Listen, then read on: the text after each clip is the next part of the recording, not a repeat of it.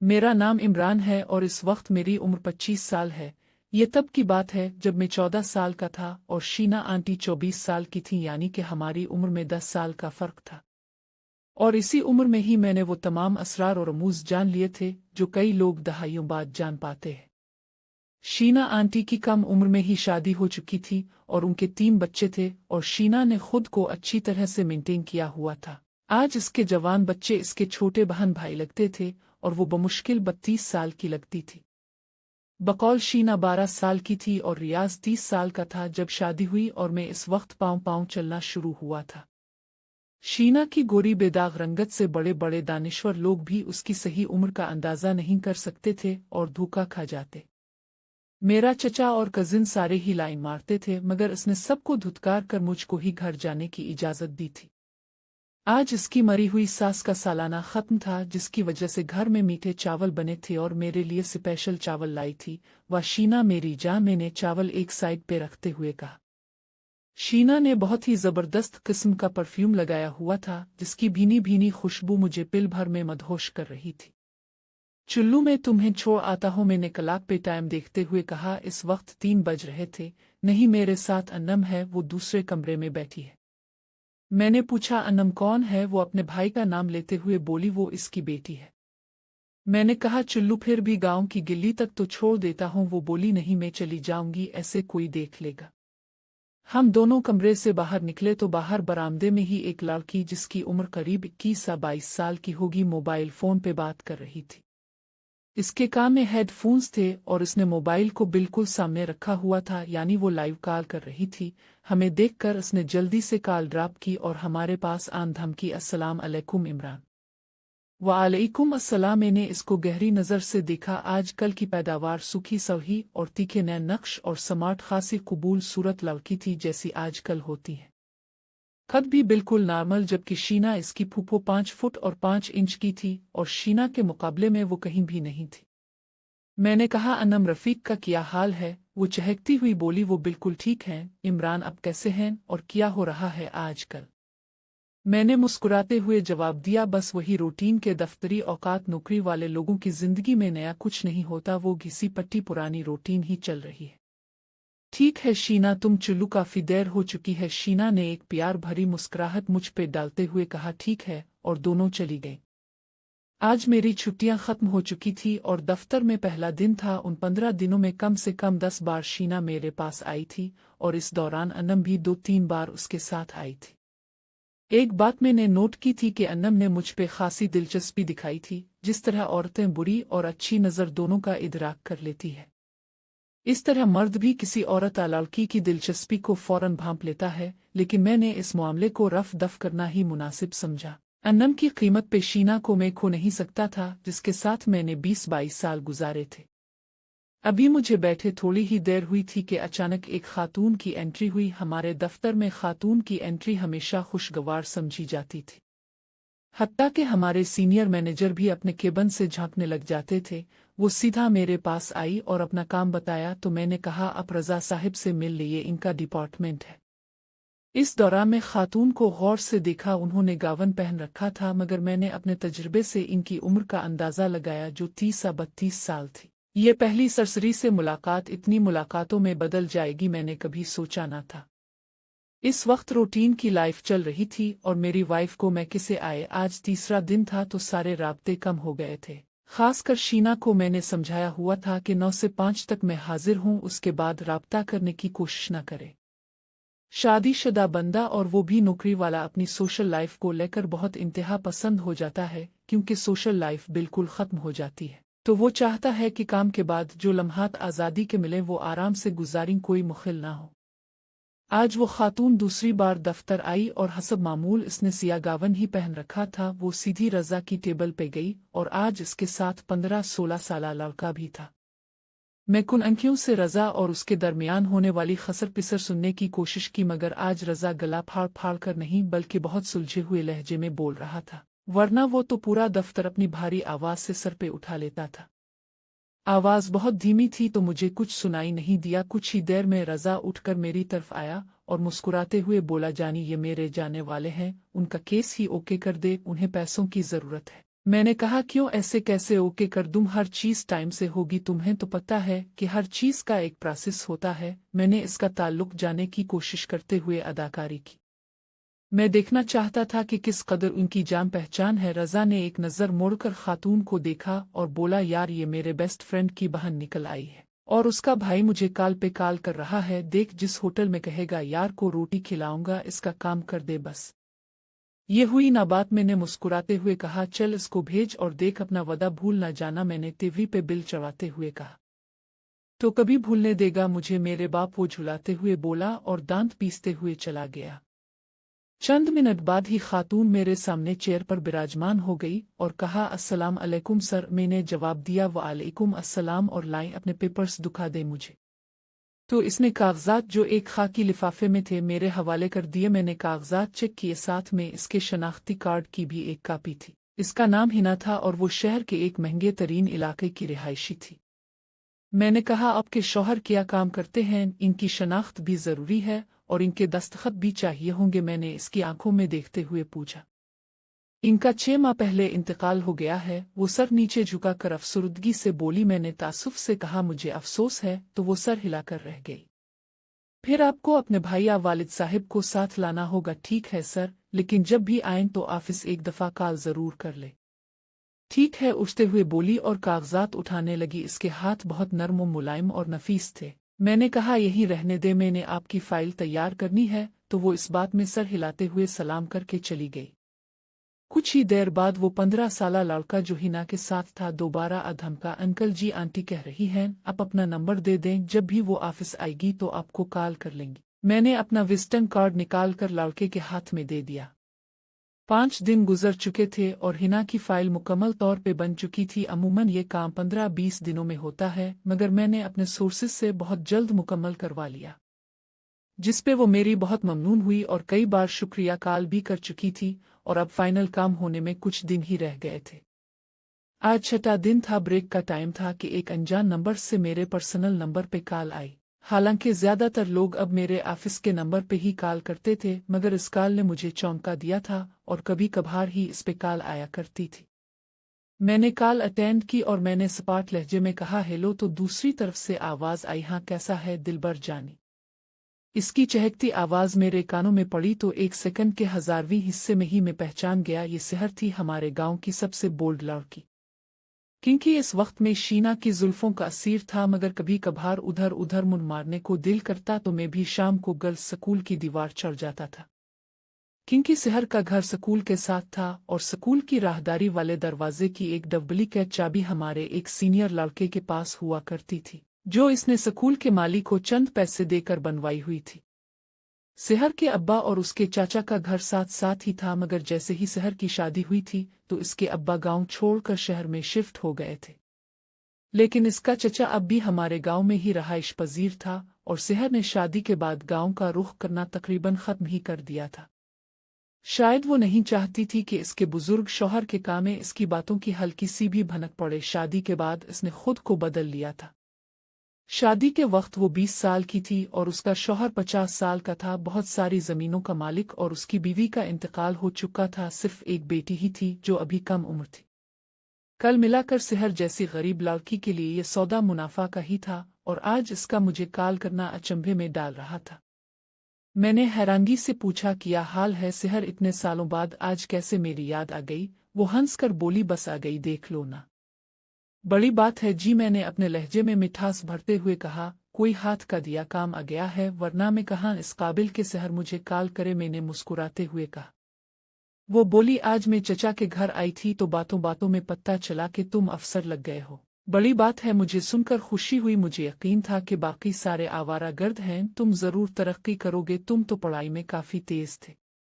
शुक्रिया इतनी तारीफ का। और सुनो भाई असफंद का क्या हाल है? मैंने इसके शौहर का पूछते हुए कहा। वो झुलाते हुए बोली, वो बिल्कुल ठीक है, बस सारा दिन लड़ते रहते हैं और क्या कर सकते हैं वो।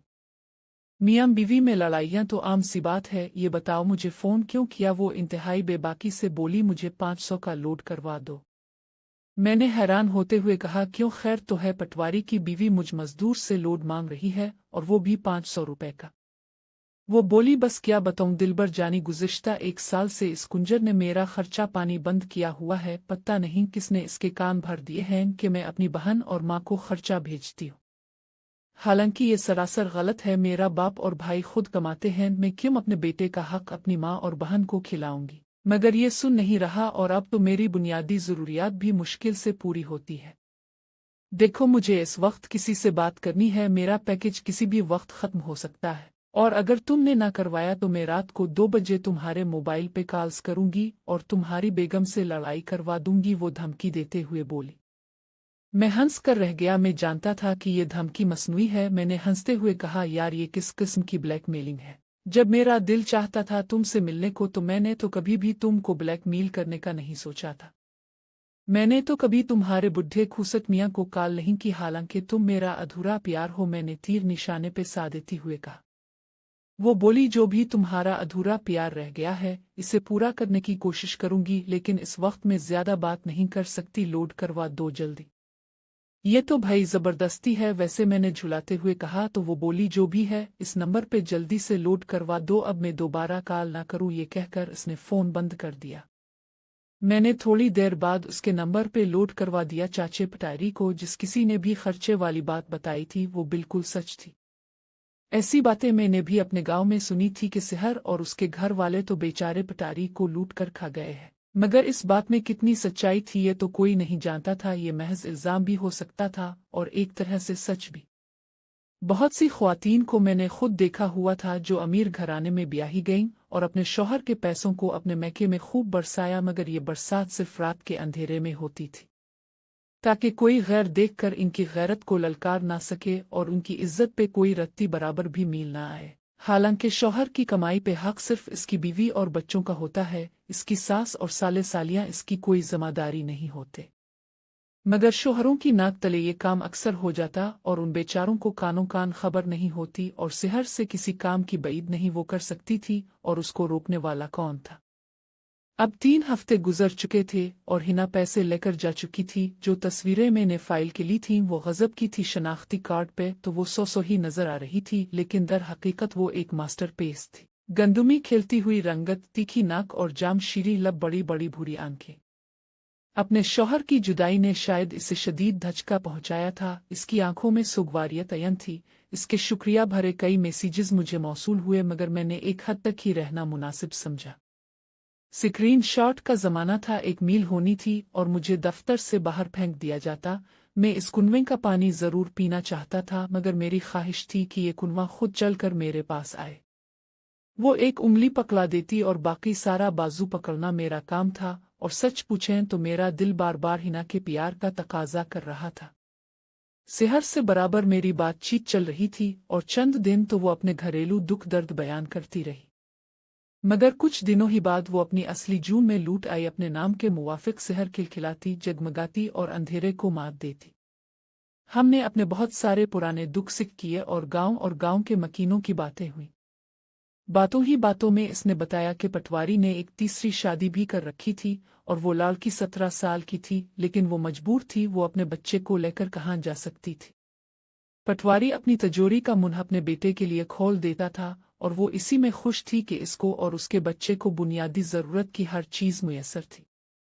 मजीद बुर्राम, पटवारी की बेटी अपनी तालीम मुकम्मल करने के फौरन बाद अपने घर की हो जाएगी, तो सारा कुछ ही उन माँ बेटे का था। और ये बात बिल्कुल सच थी। बाप की जायदाद का सही हकदार बेटा ही होता है। जल्दा बदेर सारी जायदाद की बागडोर माँ बेटे के हाथ में आने वाली थी। बातों ही बातों में ने सिहर को मुलाकात करने पे आमादा किया, मगर इसने झट से इनकार कर दिया। वो बोली, बहुत मुश्किल है इमरान, घर में बेटा और मेरी सौतेली बेटी दोनों होते घर के काम खत्म होने का नाम नहीं लेते। मगर मैं भी हार मानने वाला नहीं था। सिहर को मैं अच्छी तरह जानता था और उसकी ना करने वाली आदत को भी। चंद दिन मजीद मिन्नत समाजत करने के बाद बालाखर वो मान गई। जैसे ही ओके का मैसेज आया मेरा दिल खुश हो गया। आज हफ्ता का दिन था और मैं जल्दी जल्दी से दोस्तों से मिलने का बहाना लगाकर निकल पड़ा। इस वक्त 8:30 बज चुके थे और सिहर ने मुझे 10 बजे मैन मार्केट आने का बोला था। नाश्ता पानी करते और मार्केट पहुंचते मुझे 9:45 हो गए। मैं मार्केट के दाखिली रास्ते से कुछ दूर अपनी खटारा मेहरान को लेकर खड़ा हो गया। मैंने 90 की दहाई का पुराना गाना आंखों से दिल में उतर के तो मेरी धड़कन में है लगा दिया। 10:15 हो गए मगर सेहर का दौर दूर तक कोई पत्ता नहीं था। वो बार बार मेरी कॉल को डिस्कनेक्ट कर रही थी। मेरी झुंझलाहट गुस्से में कन्वर्ट होती जा रही थी। मैं बार बार कहाँ पहुंची के मैसेजेस करने लगा मगर कोई रिप्लाई नहीं आया। कुछ ही देर में साथ फ्रंट सीट का दरवाज़ा खुला और वो आन धमकी। इसने टोपी वाला बुर्का पहन रखा था और उसके हाथ में ढेर सारे बैग्स थे। वो कपकपाती हुई बोली, चुल्लू अब निकलो जल्दी से। मैं तो कब से यहाँ बैठा सड़ रहा हूँ, तुमने ही लेट कर दी थी। मैंने बमुश्किल अपने गुस्से को काबू करते हुए कहा। वो गौर से मेरी तरफ देखती हुई बोली, बस हो गई ना, गुस्सा ना करो दिलबर जानी, इतने दिनों बाद मिले हो, ऐसी मेज़बानी के हकदार नहीं हैं हम। इसी एक बात से ही मेरा गुस्सा पिल में हुआ हो गया। मैंने कहा, नहीं सुना मुझे तुम्हारी फिक्र हो रही थी, ये बताओ इतनी जल्दी शॉपिंग भी कर ली? वो मुस्कुराते हुई बोली, नहीं, ये सारी चीज़ें मैंने अपनी दोस्त के मकान पे पहले से ही ऑनलाइन मंगवा ली थी। अब पटारी साहिब को लगेगा कि मैं ये आज ही खरीद कर लाई हूँ। वाह जवाब नहीं है तुम्हारा सेहर, वो चाहत से बोली। बस क्या करें दिलबर जानी, करना पड़ता है जिनको आप चाहते हैं। अब चुल्लू देर किस बात की है? वो लाड से बोली। तो मैंने जल्दी से गाड़ी को गैर में डाला और उसको उड़ाते हुए अपने दोस्त के मकान पे ले आया। मकान एक नई कॉलोनी में वाक़ था। मैंने हान दिया तो मेरा दोस्त हमजा दांत निकालता हुआ निकला। मुझे देखकर फौरन उसने दरवाज़ा खोल दिया तो मैं गाड़ी अंदर ले गया और सेहर को गाड़ी में बैठे रहने का कहा। मैं गेट खोल कर बाहर निकला और हमजा से सलाम दुआ करने लगा तो हमजा ने मुझसे कहा, किसको लेकर आई हो? मैं समझ गया कि सेहर ने जो बुर्का पहन रखा था वो उमूमन बड़ी उम्र की ख़वातीन पहनती हैं और मुझे ये भी यकीन था कि सेहर ने ऐसा सिर्फ किसी की नज़रों में न आने के लिए किया होगा। मगर ये हमजा था कश्मीर की बात कराची तक पहुंचाने में माहिर। मैंने कहा, वो सेहर है? तो वो बोला, सेहर कौन? वही गांव वाली सेहर जिसके किस्से मैंने सुनाए थे गर्ल्स स्कूल वाली। मैंने इसे याद दिलाने की कोशिश की तो वो अच्छा अच्छा कहकर वो खिलखिलाकर हंसा और मेरे हाथ पे जोर से हाथ मारा। हमजा सफाई सुथराई को लेकर बहुत हसास था। पूरा घर बहुत चमक रहा था। घर में 2 कमरे, किचन, वॉशरूम वगैरह सब था जो एक फैमिली की ज़रूरत होता है। मैं सेहर को बड़े कमरे में लेकर आ गया। सेहर ने जल्दी से बुर्का उतार दिया और ये चीज़ मेरे हवास पे बिजली बनकर गिरी। इम लगा जैसे कमरे में चांद उतर आया हो। मेरे दिल की धड़कन बेतहाशा बढ़ गई। मैं टुक टिक्की बांधे सेहर को देख रहा था। सेहर के होंठों पे एक फातिहाना, कातिलाना और दिलबराना मुस्कुराहट थी और पुरानी खिलाड़ी होने के नाते मेरी नज़रों को अच्छी तरह पड़ गई। मेरी नज़रें बगौर उसके हुसैन चेहरे का तवाफ कर रही थीं। गुलाब की मानिंद खून छलकाती होंठ और उनकी हवंटूसे से झांकते हमवार दांत मोतियों की तरह चमक रहे थे। वीडियो कॉल्स के दौरान वो इतनी हुसैन ना लगी जितनी अब लग रही थी, या शायद इसका चेहरा इतना फोटोजीनिक न था। मगर मेरी आंखों का कैमरा तो लामुतनाही पगजिल था जिसको मैं जूम करके देख रहा था और हर एंगल से वो क़यामत लग रही थी। ब्लैक शलवार और सुरमई रंग की लॉन्ग शर्ट में वो दहकता अंगारा लग रही थी। हम दोनों खामोशी से एक दूसरे को देख रहे थे। इसके बाद हम इधर उधर की बातें कर रहे थे। हमें 15 मिनट ही गुजरे थे कि अचानक इसी दौरान ही इसका सेल फोन बजा। कॉल सुनते ही वो जल्दी से उठी। क्या हुआ? मैंने इसको बाजू से पकड़ते हुए बोला। वो सोनू को चोट लग गई है, वो खेलते हुए गिर पड़ा है, मुझे जाना होगा दिलबर जानी। अब वो अपने बेटे की चोट का फिक्रमंदी से इजहार करते हुए बोली। मैंने हमदर्दी से कहा, कुछ नहीं होगा, बच्चों को खेलते हुए चोट लग जाना आम सी बात है। तुम नहीं जानते इसे, जब तक मैं घर ना पहुंचूंगी वो रू रू कर आसमान सर पे उठा लेगा। वो अपने ढेर सारे शॉपिंग बैग्स को दोनों हाथों में उठाते हुए बोली। मैंने इस बात में सर हिलाया। औरत चाहे एक अच्छी बीवी हो ना हो मगर वो एक अच्छी माँ जरूर होती है। यही सोचते हुए मैंने उसको मैन बाजार छोड़ दिया जहां से वो रिक्शा करवा कर अपने घर को चली गई और मैं खुद को देते हुए अपने घर को हो लिया। एक माह गुजर चुका था। सेहर से दोबारा मुलाकात ना हो पाई थी। उसके भाई की शादी थी और वो तैयारियों में लग गई थी। गर्मियों का आगाज हो चुका था। दिन तेजी से गुजर रहे थे और आज इतवार का दिन था और घर में खासी रौनक थी क्योंकि मेरे साली और उसके 5 बच्चे हमारे मेहमान बने थे। मैं सहन में बैठा यूट्यूब चला रहा था कि अचानक मेरे व्हाट्सएप पे एक अजनबी नंबर से मैसेज आया। हाय सर जी, अस्सलाम वालेकुम। मैंने रिप्लाई दिया तो जवाब आया, वालेकुम अस्सलाम।